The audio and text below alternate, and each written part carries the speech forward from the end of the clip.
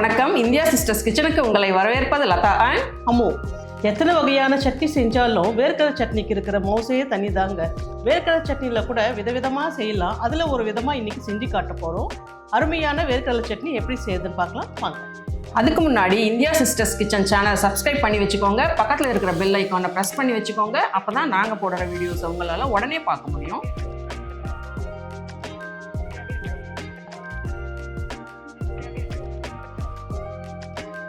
இப்போ அடுப்பை ஆன் பண்ணி அதில் ஒரு கடையை வச்சு அதில் 250 கிராம் ஒரு கப்பு வேர்க்கடலையை மிதமான சூட்டில் வறுத்துக்கலாம்.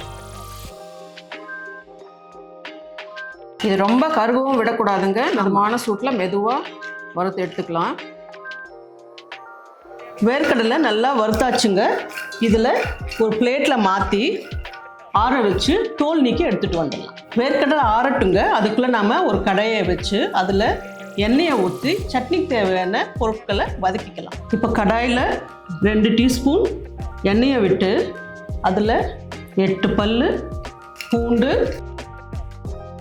9 பச்சை மிளகாய் போட்டு வதக்கலாம்.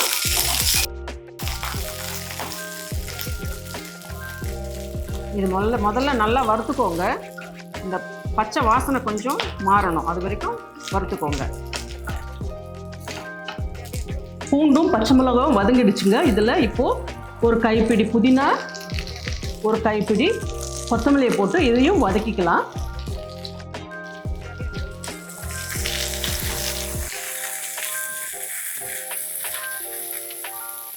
இதுவும் நல்லா வதங்கணுங்க.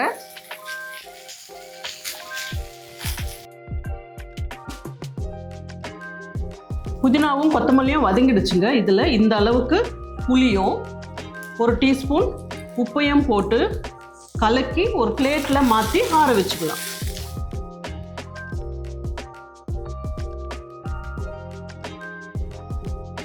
வேர்க்கடலை ஆறிடுச்சுங்க.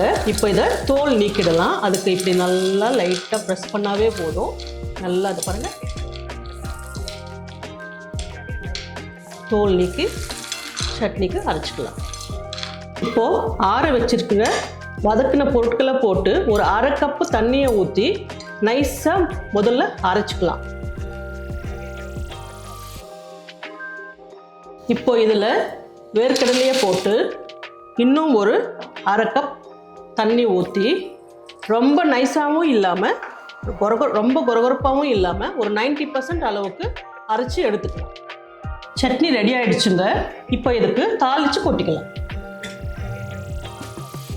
2 டீஸ்பூன் எண்ணெயை விட்டு 1 டீஸ்பூன் கடுகு போட்டு பொரியட்டும். ஆமாம், கடுகு பொரியுது. இதில் 1 டீஸ்பூன் கடலைப்பருப்பு, 1 டீஸ்பூன் உளுத்தம்பருப்பு, கொஞ்சம் கருவேப்பிலை போட்டு நல்லா வறுத்து சட்னியில் கொட்டிக்கலாம்.